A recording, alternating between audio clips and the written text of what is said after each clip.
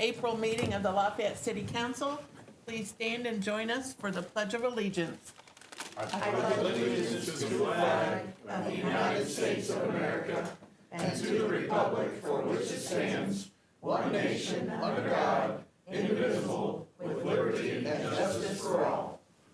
Thank you. Okay. All right. Madam Clerk, will you do roll call, please? Clinker. Here. Snyder. Present. Nargi. Here. Reynolds. Present. Weiss. Present. Brown. Here. Allersmeyer. Here. Downing. Present. Williamson. Here. Quorum present. Thank you. Okay, the first thing we have tonight is a public hearing. Ordinance 2026-07, an ordinance vacating Hannah Street in the city of Lafayette, Indiana. What's the pleasure of the council? Move we recess for public hearing. Second. Thank you. Any comment Aye. about the vacating of Hannah Street? All right. I move we Seeing none. reconvene. Thank you. Second. Thank you. All those in favor signify by saying aye. Aye. Opposed, same sign. Thank you. All right, it's time to approve the minutes of the March 2nd meeting. I move for approval of the minutes of the March 2nd meeting. Second. Thank you. Any additions or corrections to the meeting notes?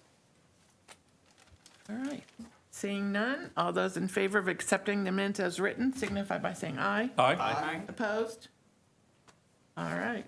Presentation and disposal of claims. There are none. Presentation of petitions and communications. There are none. Reports of city offices on file in the city clerk's office. Fleet maintenance monthly February, renewed department monthly February, waterworks department monthly February, and Greater Lafayette Climate Action Plan 2025 annual report. Thank you. And those are all on file in the city clerk's office if you'd like to look at them, plus they're online. Ordinances for second reading.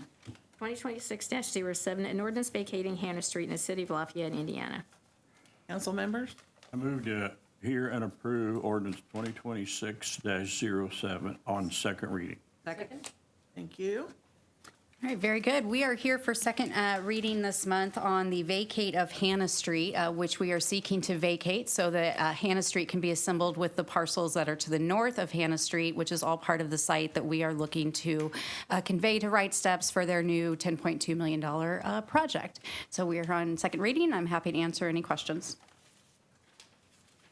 Any questions from the council?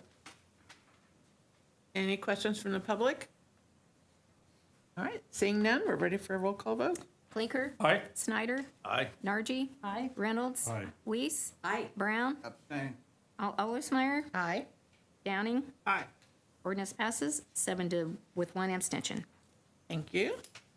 All right, next ordinance, 2026-08. An ordinance amending Chapter 8.07 of the Lafayette City Code to update regulations for nuisance vegetation and establish provisions for managed natural landscapes.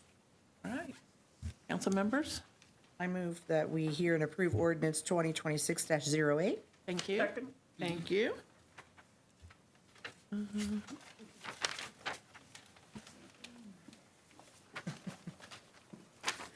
Good evening, Haley Griffey, Department of Economic Development. You have before you the Managed Natural Landscape Ordinance proposed for the city of Lafayette. As we discussed at last month's council meeting, it's truly to add provisions for protections for managed natural landscape while still ensuring that our code enforcement is able to enforce nuisance vegetation, as that's often one of the first signs that they have for abandoned properties. But really moving forward is to add protections, and then the next step will be to increase education for native vegetation as it's still managed and applicable and follows current city code. I'm happy to answer any additional questions you may have this reading. Any questions or comments from the council? Any public comment to this ordinance? All right, seeing none, we're ready for a roll call vote. Clinker. Aye. Snyder. Aye. Nargi. Aye. Reynolds. Aye. Weiss. Aye. Brown. Aye. Allersmeyer. Aye. Downing. Aye. Ordinance passes 8-0. Very good. We do have several ordinances for first reading tonight. The first one is ordinance 2026-09. An ordinance for an additional appropriation for the Motor Vehicle Highway Restricted Fund, number 2030. Council members? Madam President, I move to hear on ordinance 2020, hear and approve on ordinance 2026-09. Second. Thank you. All right, Mr. Deal, how are you? Good evening, thank you. Jeremy Deal, City Controller. Madam President, ladies and gentlemen of council, this appropriation request is for $1,350,000 to be spent from the Motor Vehicle Highway Restricted Fund. The fund has plenty of resources, currently about 2.3 million available, so this is easily fundable.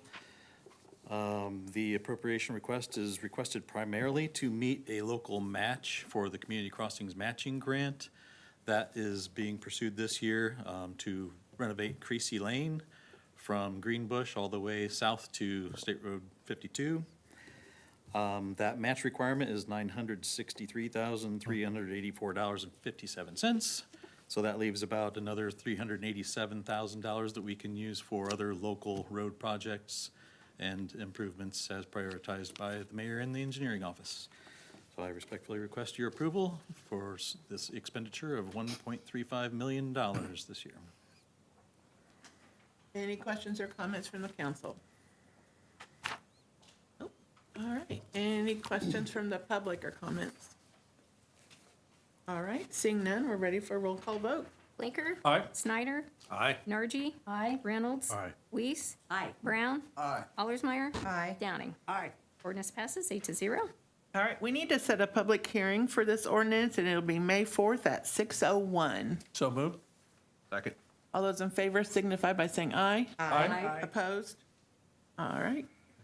We now have ordinance 2026-10. An ordinance authorizing the City of Lafayette, Indiana to fund its taxable economic development revenue notes, Series 2026 Sustainia Biologicals LLC project, and approving and authorizing other actions in respect thereto. All right. I move we hear ordinance 2026-10. Second. Thank you. All right. Council is familiar with the Sustainia project. We've had other agenda items before, but just as a reminder, the Sustainia project does involve construction of a new 40,000 square foot manufacturing facility co-located next to Primient on the south side of town. Sustainia will produce biomeg from corn-derived dextrose for PET plastics and related manufacturing applications. As a reminder, it's estimated to be around a $400 million investment. As part of the incentive package that helps secure Sustainia to the project location, the city committed $1 million of TIF funding.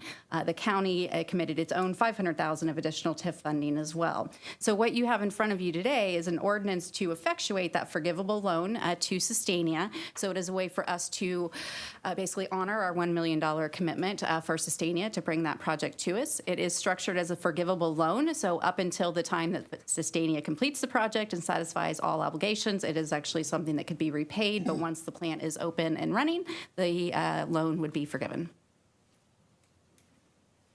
All right. Any questions or comments from the council? Any questions or comments from the audience? All right, seeing none, we're ready for a roll call vote. Blinker. Aye. Snyder. Aye. Nargi. Aye. Reynolds. Aye. Weiss. Aye. Brown. Aye. Allersmeyer. Aye. Downing. Aye. Ordinance passes 8-0.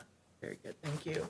We're now ready for ordinance 2020, oh, sorry, we just did that, 2026-11, sorry. An ordinance expanding the downtown local historic district to include certain property and classifying said property. I move for passage of ordinance number 2026-11 on first reading. Second. Thank you. Hello. Hi, Michael Sinnott, Economic Development, with the city, obviously. What you have before you is to include City Hall, a recommendation from the Historic Preservation Commission to include City Hall into the downtown local historic district. Any questions or comments? Any comments from the public? All right, seeing none, we're ready for a roll call vote. Blinker. Aye. Snyder. Aye. Nargi. Aye. Reynolds. Aye. Weiss. Aye. Brown. Aye. Allersmeyer. Aye. Downing. Aye. Ordinance passes 8-0. Very good. We are now ready for ordinance 2026-12. An ordinance establishing the Erie Street Local Historic District and classifying structures therein. Madam President, I move we hear and approve ordinance 2026-12. Second. Thank you. All right. Again, you have in front of you a recommendation from the Historic Preservation Commission to establish the Erie Street Local Historic District and include the properties located at 1300 and 1301 Brown Street. Okay. I will just add real quick, these are all voluntary. Yeah, thank you. Okay, Make sure that everybody Okay. knows that these are all voluntary. all right. What is the current use of this one, Michael? Do you know? I think now it's use for storage, I think, for Northside Music, but I'm not sure what they're Northside, holding, that's right. how many things are in there, or, but I think they are storing things in that building at Brown Street. Any other questions or comments from the council? Any public comment towards this ordinance? All right, seeing none, we're ready for a roll call vote. Blinker. Aye. Snyder. Aye. Nargy. Aye. Reynolds. Aye. Weiss. Aye. Brown. Aye. Allersmeyer. Aye. Downing. Aye. Ordinance passes 8-0. Thank you. We're ready for ordinance 2026-13. An ordinance renaming the St. Mary's 1116 Columbia Street Local Historic District, expanding its boundaries and classifying additional property. Pleasure of the council. Yeah, Madam President, I move that I'm sorry, what was the? 13. Excuse me. 13, yeah. 2026-13, please. Second. Thank you. Thank you. Okay. So for the third time, a recommendation from Historic Preservation Commission to add the property, actually for the name change. So this name change is simply just changing the naming convention. When we named the historic district before, we were just putting the address and then where it was located. That was when we only had one property. Now we want to change it to make it more generic so that we can include other adjacent properties as well. And that's on Columbia Street. Yes, ma'am. Any questions or comments from the audience? Or the council, sorry. Quick question, again, this is all voluntary They on are, the owner's yeah. part, okay? Yep, so the form that's signed Sure. on the second, after the Right. legal description, is the acknowledgement and the desire then to have them put into local historic districts with the understanding of everything that comes with that. Perfect, beautiful structure. Thank you. Josie's the new owner, so wish her luck on that All property. right. I just have a question. The empty lot now across the street from St. Mary's on South Street, where the house was torn down, that is Yes. still part of the historic district, is that correct? It is still part of the historic district owned by the diocese, and they have a plan for that, I believe, in the near future. Okay. Yep. All right. Thank you. Any other questions or comments? Any questions or comments from the audience? All right, seeing none, we're ready for a roll call vote. Blinker. Aye. Snyder. Aye. Nargy. Aye. Reynolds. Aye. Weiss. Aye. Brown. Allersmeyer. Aye. Downing. Aye. Ordinance passes 8-0. All right, we're ready for ordinance 2026-14. An ordinance expanding the Upper Main Local Historic District to include certain property and classifying said property. Madam President, I move we hear and approve ordinance 2026-14 on first reading. Thank you. Second. Thank you. All right, So the last recommendation this evening from Historic Preservation Commission is to add the Long Center to the Upper Main Local Historic District, which was not previously added. You could see from the outline of the district before that we kind of went right around that building. So this is to make sure that this building is protected into perpetuity by this ordinance. That's amazing. Sorry. I said that's amazing. any questions or comments from the council? Any questions or comments from the audience? All right, seeing none, we're ready for a roll call vote. Blinker. Aye. Snyder. Aye. Nargy. Aye. Reynolds. Aye. Weiss. Aye. Brown. Aye. Allersmeyer. Aye. Downing. Aye. Ordinance passes 8-0. Very good. Thank Next time- you. Next time, bring a chair. Okay, Own it. we're now ready for resolutions. Resolution 2026-06. Are you going to read it or no? No. Okay, it's going to remain tabled, just so everybody knows. Do we need to vote to keep it tabled, or No. no? Nope. All right, Resolution 2026-07. A resolution of the Common Council of the City of Lafayette, Indiana, approving a declaratory resolution of the City of Lafayette Redevelopment Commission, adding certain parcels to the McCarty Lane Southeast Industrial Expansion Economic Development Area and an allocation area, and amending the Economic Development Plan in connection therewith, and the order of the Tippecanoe County Area Plan Commission related thereto. I move for passage of resolution 2026-07 on first and final reading. Second. Thank you. All right, this resolution is a sister resolution to the Sustainia ordinance that we talked about a few minutes ago. This resolution will add the Sustainia project site and some surrounding parcels into the southeast TIF area and updates the development plan accordingly. Once council approves the action, it will go back to the redevelopment commission for one more confirming step. Any questions or comments about this resolution? All right. Is there any comment from the audience about the resolution? All right. Seeing none, we're ready for a roll call vote. Clinker? Aye. Snyder? Aye. Nargi? Aye. Reynolds? Aye. Weiss? Aye. Brown? Aye. Alwaysmeyer? Aye. Downing? Aye. Resolution passes 8-0. This is not an ordinance. No, she's just going to talk about it. she's just Okay. gonna do a So report. now we're going to talk about the Greater Lafayette Climate Action Plan 2025 Annual Report. Good evening again, Haley Griffey, Department of Economic Development. This Earth Month, I'm happy to present the 2025 Annual Report for the Greater Lafayette Climate Action Plan. Since its adoption in January of 2023, the Greater Lafayette Climate Action Plan has truly continued to serve as a catalyst for advancing social, economic, and environmental sustainability across our community. A collaborative effort between the cities of Lafayette, West Lafayette, Tippecanoe County, and seemingly countless stakeholders, the GLCAP reflects our shared commitment to building strong partnerships and engaging stakeholders in meaningful, solutions-driven climate action. Of course, we know in 2025, the administrative and policy landscapes at both the state and federal levels continue to evolve, shaping funding streams, regulatory frameworks, and implementation pathways for sustainability initiatives nationwide. While these shifts present challenges, it's also important to note they underscore the significance of strong local leadership and resilient partnerships. I'm definitely proud to say, and I know I'm not the only one who thinks so, that Greater Lafayette is very fortunate to be part of a robust and growing sustainability network across Indiana and beyond that is committed to sharing best practices, coordinating efforts, and supporting one another through changing conditions. As we move forward, we reflect with pride on the collective progress made possible by our community partners, our local leaders, businesses, and residents. And ongoing collaboration and shared commitment are, of course, essential to achieving our climate goals as we remain focused on practical, community-centered, and common-sense solutions that enhance resilience.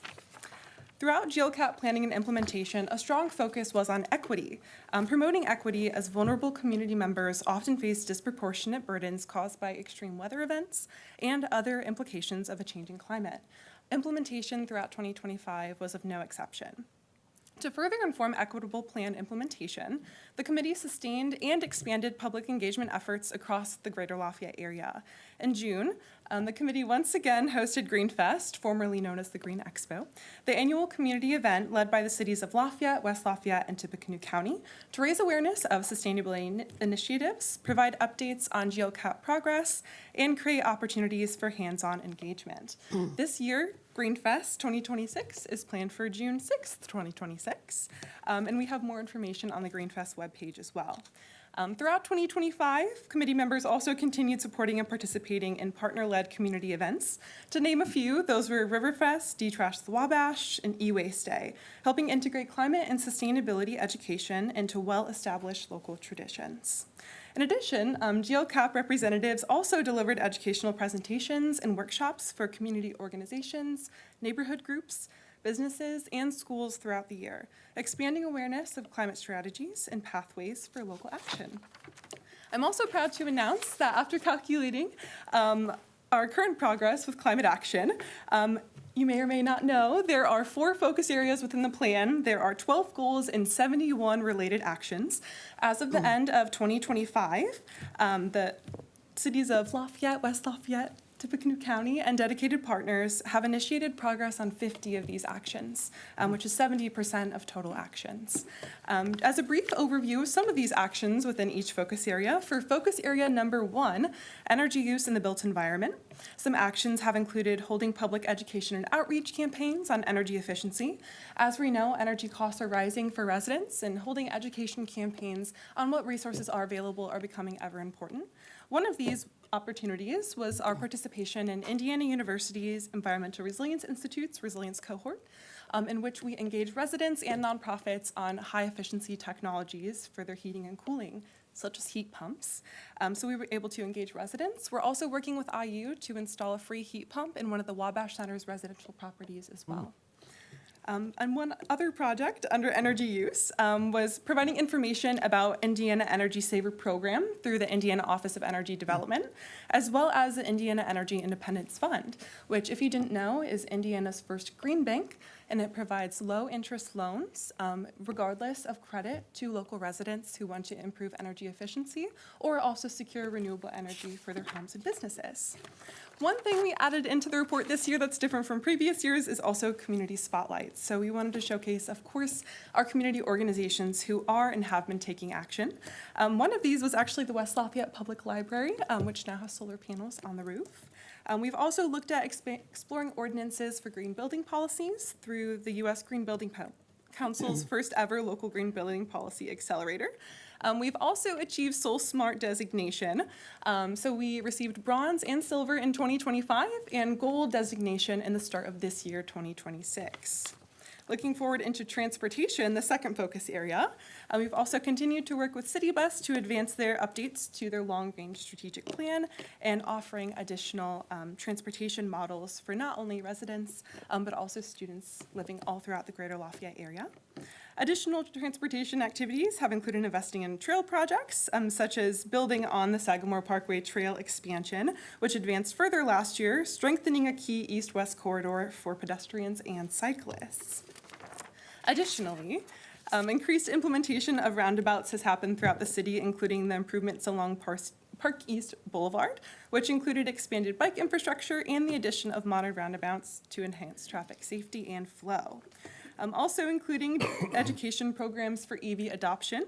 The city of Lafayette was one of the first 4 Indiana communities to achieve Charging Smart Bronze designation in 2025, which is another national program, sister program to Soul Smart, which is of no surprise why they sound so similar. The third focus area, agriculture and forestry. I feel like we really can't talk about the work that the Wabash River Enhancement Corporation, or REC, does enough, not only for conservation and protections along our river corridor, but also the work they do to support local groups for best management practices in our agricultural sector. So REC offers urban cost share programs, not only for urban residents, but also for our agricultural partners, who are then able to implement crop best practices, filter strips, and grassed waterways. We've also increased the use of native plants in all government landscaping projects, and this has included an abundance of native plant sales that the community is welcome to attend, so I would encourage everyone to attend those if you're looking for native plants. On the opposite side of things, eliminating invasive plants, our partners at TICT, Nisha's Land Trust, and the Tippecanoe County Partnership for Water Quality have been ongoing and steadfast in their invasive removal efforts. Additionally, for our community spotlight, we are spotlighting, of course, Tree Lafayette and West Lafayette for all of their dedication work throughout decades. Tree Lafayette, I know this year is planting their 5,000th tree, which is absolutely incredible, so we're so thankful for the volunteers that make that possible. And then last but not least, for the fourth focus area, we have water, wastewater, and solid waste. For e-waste education, we're continuing to offer biannual e-waste days for free to Tippecanoe County residents, one in the spring, one in the fall each year at the Tippecanoe County Fairgrounds. Also, from a local state level grant, we're now also able to offer tire recycling days to residents as well at the amphitheater. For a community-based spotlight, I'm sure you're all familiar with Wolf Park, but I'm not familiar if you know whether or not they take Christmas or holiday trees after the holiday season. And we took a site visit out there, and it's actually very engaging for the wolves and for the bison. So if you ever have a holiday tree you'd like to get rid of, Wolf Park takes them for free each year. And then, of course, protecting the quality of our water. In terms of looking at flood risk, both Lafayette and West Lafayette have advanced wastewater infrastructure upgrades as a key component of a broader flood risk management approach. So this is improvements to system capacity, conveyance, and treatment processes. And in addition to improving system reliability and treatment efficiency, these investments play an important role in protecting water quality within the Wabash River watershed. Additionally, REC's central reach planning efforts continue to address flood mitigation, river corridor restoration, and long-term watershed resilience, and they most definitely were engaging the community in every step of this process. moving forward throughout 2026, one key priority is to continue increasing these collaborations. One focus specifically being working more with Purdue, students, faculty, and staff, and continuing these partnerships. Additionally, starting early this year, along with Greater Lafayette Commerce, we've revived the EH&S, or the Environmental Health and Safety Industrial Roundtable. So we had our first quarterly meeting in March, and we engaged over 15 industries in best practices on energy efficiency and renewable energy. Also this year, in just a few months, both Lafayette and West Lafayette will be submitting documentation for Lead for Cities certification, which is a national program through the U.S. Green Building Council that allows us to benchmark our sustainability progress. It's a third-party certification, and we are one of 16 communities to be selected for the national cohort throughout the U.S. Also, looking forward, we'll continue to participate in Indiana University Environmental Resilience Institute's resilience cohort. I don't know how many times I can say resilience. Hopefully the point's getting across. This year is the Urban Green Infrastructure cohort, so we'll focus on our urban tree canopy assessment and also on planting trees in vulnerable neighborhoods. Really, overall, these efforts reflect Greater Lafayette's continued commitment to collaboration, innovation, and measurable progress. As we move forward together, we remain focused on building a resilient, equitable, and thriving community for current and future generations. And I know you all help make that possible, so thank you. And I'm happy to answer any questions you may have. Sounds like you've been busy. Yeah, very much. A quick question. You said we reached 70% of our goals. Is that average on a yearly basis? Is that higher than normal, or is that lower? This just marks the progress to where we are at now. And it doesn't mean that any of our goals have been necessarily completed at the 70% level. For reference, we were at 55% approximately at the end of 2024. So we've started initiating progress on a little over 15% more actions than we have in previous years. Thank you. Yeah, but we always like to say none of our goals are ever completed because there's always something we can continue improving. So, Thank you. yeah. Thank you. Federally, it seems like they've cut green projects. Have we had some cuts that you've had to work with, deal with? We have been flexible. It really depends on the type of funding that you had received, whether it was grant programs, vouchers, tax credits, or for tax-exempt entities such as local governments, it would have been direct pay. So our direct payments, specifically as relating to solar projects, have been successful. We have seen pauses or terminations in grant programs specifically related to solar and energy and energy efficiency. So one of those being our Energy Efficiency and Conservation Block Grant. We were allocated through conditional award offer funds, not only to provide energy audits and retrofits for government buildings, but also to educate community members on a lot of those programs I previously mentioned, and also build out some more energy efficiency focused workforce development programs. So this funding is currently on pause, but that's why we're still searching for other opportunities to make these resources available to residents. So whether that's pointing in the direction of the Green Bank that I mentioned, or working with our state level offices that do have access to these funds in their bank, such as the Office of Energy Development's Indiana Energy Saver program. We're being flexible, but we're also being creative. So working together with our partners to try and still access funds to make these programs possible for residents. Thank you. Very good. Thank you for your time. Thank you very much. Thank you very much. All right, it's time for reports of standing committees. Reports of special committees. Report by the mayor. All right, reports of city councilmen. Okay, and then we're up for public comment. Public comment, we welcome public comment and encourage active participation at this meeting. However, in order to proceed efficiently, public comment will be limited to 2 areas of this meeting. First, there will be an opportunity for public comment on ordinances or resolutions currently before the council. These comments should be limited to 3 minutes in length and be germane and relevant to the ordinance or resolution. At the end of the meeting, time will be reserved for public comment on any issue or concern you may have. Please keep your comments concise and limited to 3 minutes. Public comment is not an opportunity for you to personally attack other attendees, council members, or city officials. Again, all participants are required to maintain a high level of civility, respect, and courtesy for everyone present. Any participant who, upon their 3rd warning, persists in a discourteous or hostile manner which may disrupt this meeting will be asked to leave. Any form of physical or verbal threats, intimidation, or violence will result in immediate removal. This is your opportunity to contribute to the community and assist the council in addressing issues that are important to the city of Lafayette. All right. Any public comment?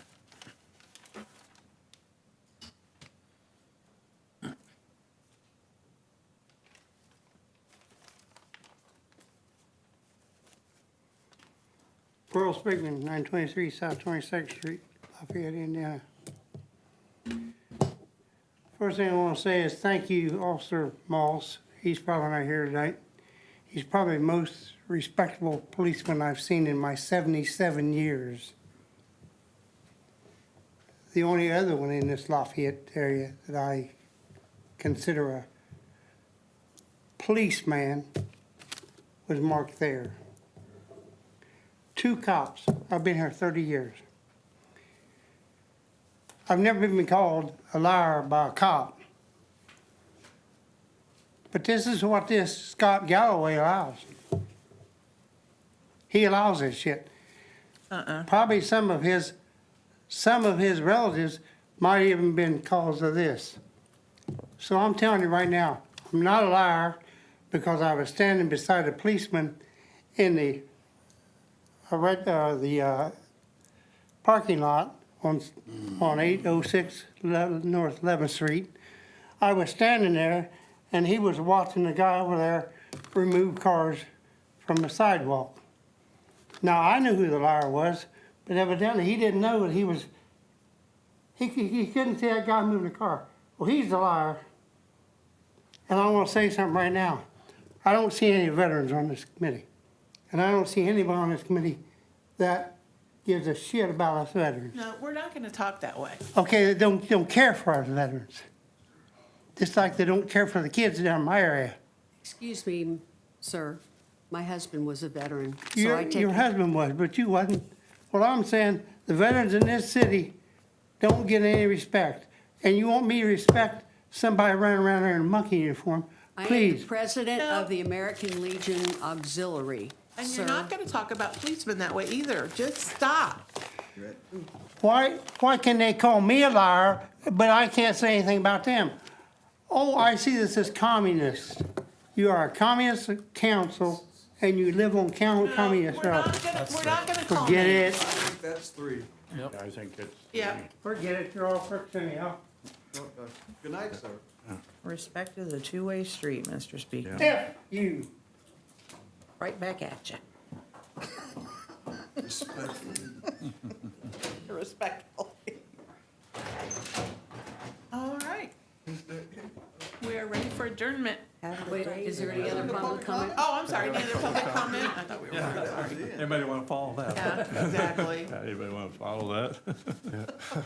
Once again, on public record, I think that our police officers are very respectful by and large, and the council, at least from my standpoint, I respect our police department and do not concur with our previous speaker.